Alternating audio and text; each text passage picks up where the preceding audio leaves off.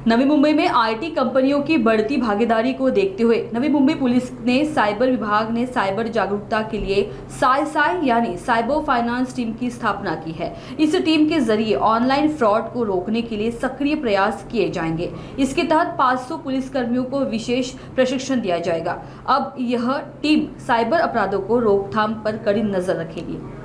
अब तक Navi Mumbai police commissionerate क्षेत्र में करीब 250 करोड़ रुपए के ऑनलाइन फ्रॉड की घटनाएं दर्ज की गई है। इसे गंभीरता से लेते हुए पुलिस ने इस मिशन के लिए फेडेक्स और यूनाइटेड वे संस्थाओं से सहयोग मांगा। जहां फेडेक्स ने आर्थिक मदद दी है, वहीं यूनाइटेड वे की ओर से यह जनजागृति शिविर आयोजित किया गया है। इस विषय पर पुलिस उपायुक्त अमोल काले ने कहा कि अब नवी मुंबई को साइबर क्राइम मुक्त बनाना प्राथमिकता होगी।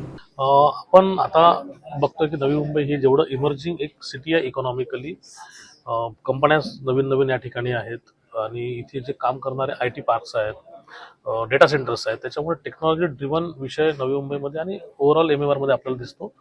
या सगळ्यांमुळे सायबर फ्रॉड सुद्धा वाढलेले आपल्याला एकंदरीत दिसतात। नवी मुंबईचं जर उदाहरण घेतलं तर चालू वर्षामध्ये 250 करोडपेक्षा जास्त रुपये आतापर्यंत लोकांचे सायबर ऑफ झालेले, सायबर फ्रॉडमध्ये लोकांचे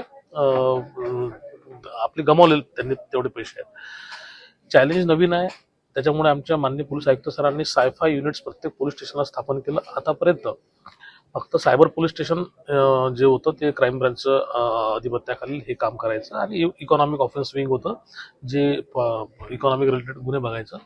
मात्र पोलीस स्टेशनला पण असं एक युनिट असलं पाहिजे म्हणून सायफाय युनिट्स तयार केलेलं आहे, सायबर प्लस फायनान्स। आणि यांनी नवीन नवीन गुन्हे जे दाखल होतात त्याचा तपास योग्य रीतीने कराय, याच्यासाठी त्यांना ट्रेनिंगची गरज होती। ट्रेनिंगसाठी ट्युटर कुठे आहेत किंवा त्याच्यासाठी जो येणारा खर्च आहे तो कोणी करायचा, ह्या बऱ्याचशा समस्या त्याच्यामध्ये असतात।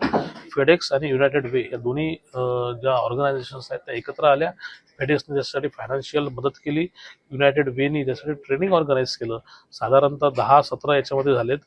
या संपूर्ण सत्रामध्ये 500 पोलीस ऑफिसर आणि अंमलदार जे आहेत यांना ट्रेनिंग दिलं गेलं। ही सुरुवात आहे।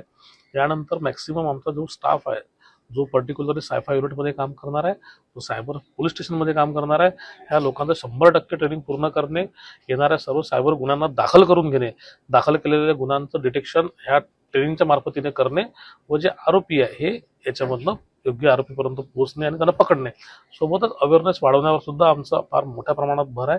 तर निश्चितच हे ट्रेनिंग सत्राची सुरुवात जी आहे ती cyber offence free Navi Mumbai हे करण्यासाठी याचा नक्कीच लाभ होईल अशी आम्हाला अपेक्षा आहे।